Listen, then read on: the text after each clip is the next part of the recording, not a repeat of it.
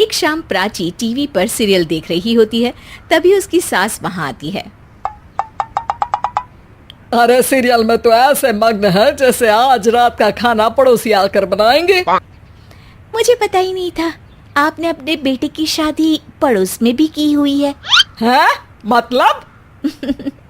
मतलब इस घर में सारा काम बहू ही करती है, आप तो सिर्फ खर्राटे मारती हैं। अच्छा जी, फिलहाल तो तुम आराम फरमा रही हो, चलो जाओ, ये मेरे टीवी देखने का समय है। आहा, इसीलिए मुझे भगाया जा रहा है।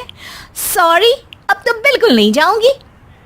प्राची की इस बात पर दोनों सास बहू के बीच टीवी रिमोट के पीछे बच्चों जैसे छीना झपटी शुरू हो जाती है, जिसके बीच श्लोक भी काम से घर वापस आ जाता है। आज मेरी चूहे बिल्ली की जोड़ी किस बात पर झगड़ रही है? अरे तेरे बीवी मुझे टीवी ही नहीं देखने दे रही। अरे तुम्हारी मम्मी मुझे खाना बनाने के लिए फोर्स कर रही है। अरे वाह, ऐसे बेतुके रीजन पर तो बच्चे भी झगड़ा नहीं करते। अरे मुझे कुछ मत बोल, सब इसने ही शुरू किया है। हाँ हाँ, जैसे आप तो बहुत दूध की धूली है ना। अरे बस दोनों चुप। प्राची जाओ, खाने की तैयारी करो। और माँ तुम छोड़ो, तुम्हें क्या बोलूं, शांति से अपना सीरियल देखो, मुझे दोबारा लड़ने की आवाज सुनाई नहीं देनी चाहिए। ऐसा बोलकर श्लोक वहां से चला जाता है, जिसके पीछे पीछे प्राची भी कुछ न कुछ बड़बड़ाते हुए रसोई में चली जाती है। हाँ हाँ, सासू जी को तो कुछ बोलेंगे ही नहीं, बस मुझ पर ही हुक्म चलता है, खाना बनाओ, जैसे मैं इनके घर में खाना बनाने के लिए आई हूँ। इसी तरह शाम बीतती है और रात को श्लोक और प्राची की सास खाना खाकर सोने चले जाते हैं, लेकिन प्राची गुस्से में कुछ खाए बिना काम में ही लगी रहती है। इस घर में किसी को घंटा फिक्र नहीं पड़ता, मैं खाऊं या भूखी रहूं। प्राची कुछ देर के लिए रसोई से बाहर जाती है और जैसे ही वापस आती है तो वहां दूध का भरा ग्लास देखकर हैरान रह जाती है। फिक्र पूरी है, बस दिखाना नहीं है। प्राची दूध पीकर सोने चली जाती है और अगली सुबह एक बार फिर सास बहू का कार्टून नेटवर्क स्टार्ट हो जाता है। ये तुमने ही किया है।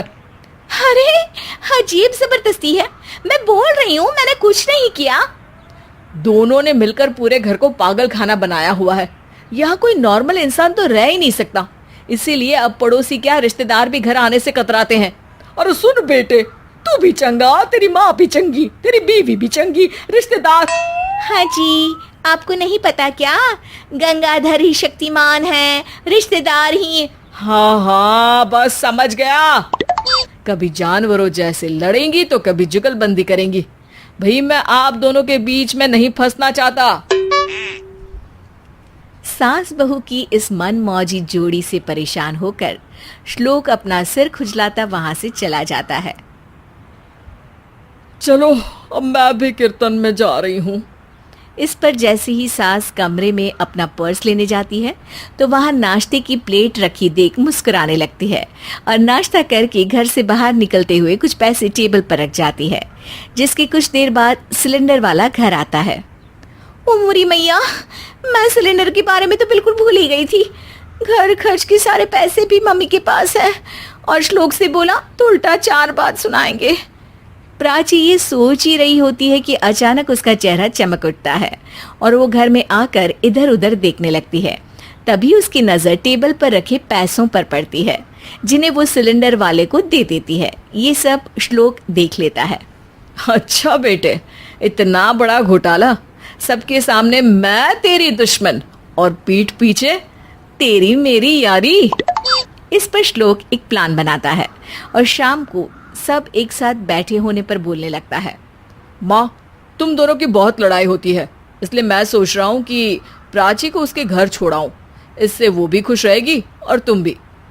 अचानक श्लोक की ये बात सुनकर सास बहू शौक से उसकी तरफ देखती हैं। अरे ऐसे कैसे घर छोड़ाओगे, मुझे कहीं नहीं जाना।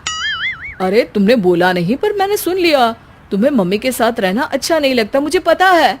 अरे वाह, अरे जब बहू खुद कुछ काम बोले तो वो तुझे सुनता नहीं, और अब जो इसने बोला ही नहीं वो तू समझ गया।